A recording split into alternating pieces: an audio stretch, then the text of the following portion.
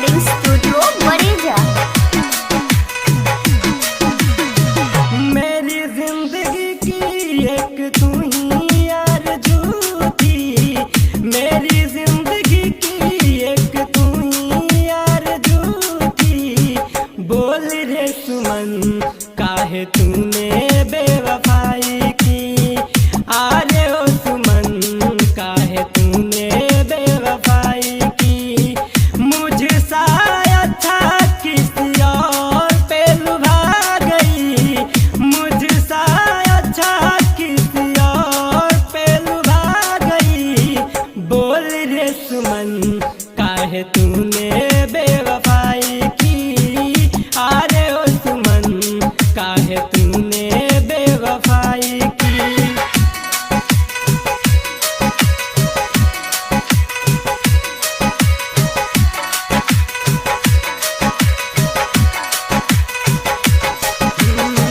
मेरी जिंदगी में आके ऐसी की करम रे, एक पल हंसा के दे गई जिंदगी भर का गम रे।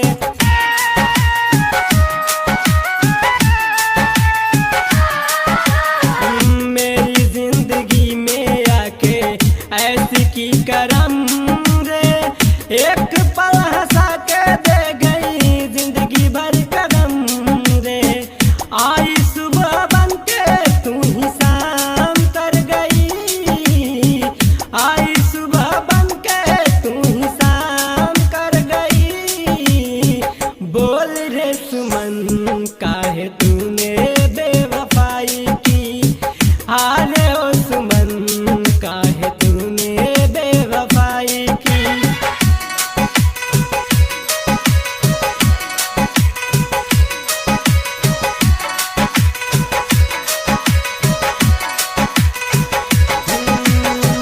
दिल से दुआ निकली चैन न पाए, जहाँ कहीं जाए मेरी कल तुझे सताए।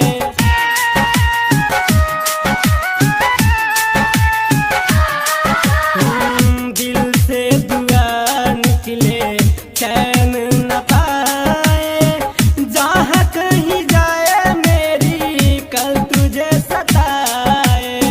भूल क्या हुई जो ये सितम कर गई, भूल क्या हुई जो ये सितम कर गई। बोल रे सुमन काहे तूने बेवफाई की, अरे ओ सुमन काहे तूने बेवफाई की।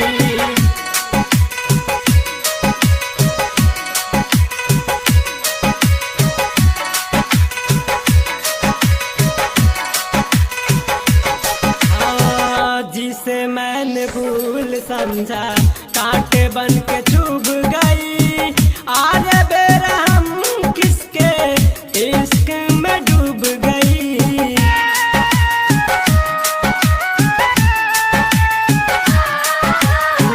जिसे मैंने भूल समझा कांटे बन के चुभ गई, आरे बेरहम किसके इश्क में डूब गई। काहे महबूब की तूने जिंदगी उजाड़ दी, काहे प्रमोद की तूने जिंदगी उजाड़ दी।